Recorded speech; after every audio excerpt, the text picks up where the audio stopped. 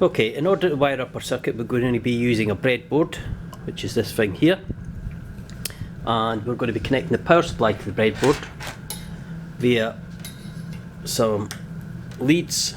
So if we connect the positive into this socket here and the negative into this socket here, that means we've got power going to this line and this wire here. Now, the way the breadboard works is on the left hand side here we've got two vertical rows of perforated dots that have a red and a blue colour coded line next to them. If we connect the positive from the power supply into the left hand vertical line, that means that that positive power is now connected to all those vertical dots on that line.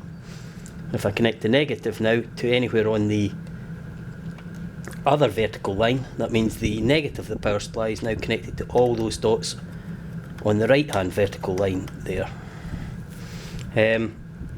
On the rest of the breadboard, the part we're going to build up our circuit on is here, and these are all connected horizontally. So a row there across is all connected together, but each row is not connected vertically, so they're just connected across horizontally. And there's a gap here because this side is not connected to this side. So if you see the capacitor that's been placed into a couple of the holes here, that means that this positive lead of the capacitor is connected to each of those dots on that row, but it's not connected to anything else.